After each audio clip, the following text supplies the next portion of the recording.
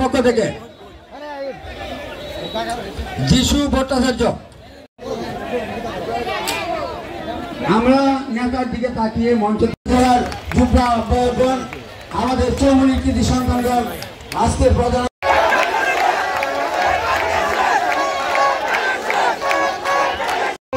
তারেক রহমান জিন্দাবাদ। সম্মানিত উপস্থিতি, আমাদের মাঝে আরো বিএনপি নির্বাচনী আলোচনা সভার স্নেহবর্ধক সভাপতি হৃদয়ের স্পন্দন সৈয়দ মোহাম্মদ ফয়সাল সাহেব, শুধু একটা কথাই বলবো। বরণ করে নিচ্ছেন। হ্যালো, আমরা দেখতে পাচ্ছি মাহবুবুর রহমান সোহাগ চেয়ারম্যান সাহেবের উত্তরসূরি সভাপতি সিরাজ আলী শিরন, কামরুল ইসলাম এবং জাকির হোসেন। এ পর্যায়ে তারেক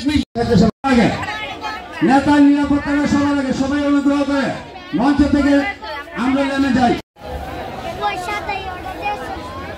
সাবেক মহিলা দল বরণ করে নিচ্ছেন। সম্মানিত উপস্থিতি, আমাদের এই ইউনিয়ন পরিষদের মহিলা সংরক্ষিত আসনের নেতৃবৃন্দকে আমরা অভিনন্দন শুভেচ্ছা জানাচ্ছি।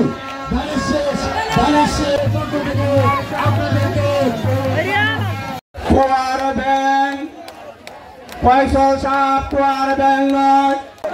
ধন্যবাদ, ধন্যবাদ। আপনাদের সামনে বক্তব্য রাখছেন আমি এবং আমার মা বোনেরা সবাই আমার সালাম গ্রহণ করুন। আসসালামু আলাইকুম। ব্যাংক যদি আপনার উদ্দেশ্য হাসিল হতো তাহলে ব্যাংক অনেকদিন আগে ঘাটের প্রত্যেকটা ওয়ার্ডের সভাপতি সেক্রেটারির নাম বলতে পারবেন না। এখন যদি নির্বাচন করতে চান তাহলে ওয়ার্ড কমিটির নেতা এবং ফসল সাহেবের বক্তব্য ছিল, তারা এই দুনিয়াতে নাই, আমাদের এই মুরব্বীদেরকে তুমি মাফ করে দাও, তাদের কবরগুলি জান্নাতের বাগান বানায়। তার প্রতিবন্ধী ভাতা আরো যে কিতা কিতা আছে, তারপর পোলাপানের খেলা বিধবা ভাতা সরকারে যাই নাই, সরকারে অনেক কিছু আছে আমার জানা নাই, তবে এতটুকু ফুটবল বহুত কিছু আছে। আনুইয়ার অভাব, আনুইয়া লোক নাই। আপনার যে সাকিদার না কিতা বাংলা অসুস্থ, রব্বুল আলামিন তারেক রহমান দোয়া চেয়েছে, বাংলার কোটি কোটি মানুষ তার জন্য দোয়া চেয়েছে। রব্বুল আলামিন আমার নেত্রীকে তুমি সুস্থতা দান করে দাও। আল্লাহ তোমার শাফাকার হইতে কুদরতি দাওয়া দিয়ে তাকে সুস্থতা করে দাও। বাংলার জনগণের খেদমত করার তৌফিক দান করে দাও।